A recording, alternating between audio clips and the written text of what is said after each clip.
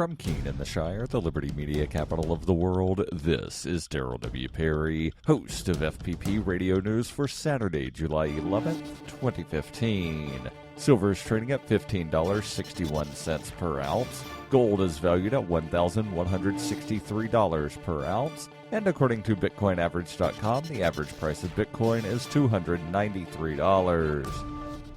Antiwar.com reports fighting picked up early Friday in Yemen, with the hours leading up to the ceasefire, which began at 23:59 local time, seeing several clashes inside several major cities, including Taiz. Then the ceasefire began, and almost immediately thereafter, Saudi warplanes were attacking Taiz. Reports are that Saudi airstrikes against Taiz began less than an hour after the ceasefire began, with 3 different strikes reported hitting Houthi targets, including a camp and a military convoy. Pro-Saudi fighters had claimed the Houthis were violating the ceasefire by continuing to advance into the city once it began, and suggesting that was the pretext for the Saudi strike. Saudi officials were spurning the truce before it even began, insisting they did not trust the Houthis to honor it. The Houthis, for their part, insisted that they were holding their ground in Taiz against an offensive by pro-Saudi forces, and the airstrikes compounded on that truce violation. The UN is urging both sides to honor the ceasefire, and despite these incidents, strikes appear to have halted across most of the country.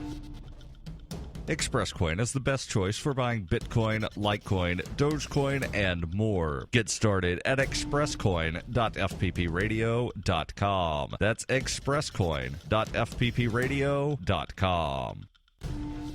UPI reports Office of Personnel Management Director Katherine Archuleta resigned on Friday amid growing criticism over her handling of a massive data breach that resulted in the theft of personal information from millions of people. Archuleta, the director since November 2013, personally submitted her letter of resignation Friday morning to President Obama, saying new leadership was needed at the Federal Personnel Agency to move beyond the current challenges. The president accepted her resignation. Archuleta said in a statement, "Today, I inform the OPM workforce that I am stepping down as the leader of this remarkable agency and the remarkable people who work for it. This morning, I offered and the President accepted my resignation as the Director of the Office of Personnel Management. I conveyed to the President that I believe it is best for me to step aside and allow new leadership to step in, enabling the agency to move beyond the current challenges and allowing the people at OPM to continue their important work." Beth Cobert, the Deputy Director of Management at the Office of Management and Budget, will fill in temporarily until a replacement is found. On Thursday, the Office of Personnel Management announced the data breach in late 2014 was more extensive than first thought, saying information from 21.5 million people were compromised in addition to the personal data of 4.2 million current and former federal employees.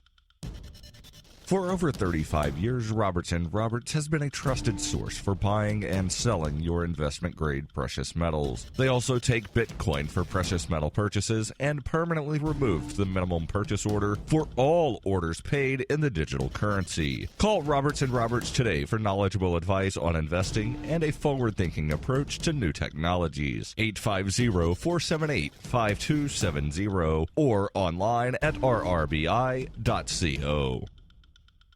Reuters reports a divided Ohio appeals court panel on Friday said it would not force a municipal judge to issue arrest warrants for Cleveland police officers involved in the fatal shooting of 12-year-old Tamir Rice in a city park last November. A group of community activists who have sought to bring charges against the officers directly through a little-known Ohio law had asked the 8th District Court of Appeals to compel the judge to issue arrest warrants in the case. Cleveland Municipal Court Judge Ronald A. Dreen in June found probable cause for Officer Timothy Lohman, who shot Rice, and his partner Frank Garmbach to face charges in the shooting. Appellate Court Judge Frank Calabrese Jr. wrote in the 2-1 ruling denying their request that the community leaders could ask a higher court to review Dreen's decision. Judge Anita Mays said Dreen should have been compelled to issue the warrants. Lohman shot Rice twice within seconds of arriving outside a city recreation center on November 22nd in response to an emergency call of a man with a gun. Rice was playing with an airsoft-type replica handgun that shoots pellets and died the day after being shot.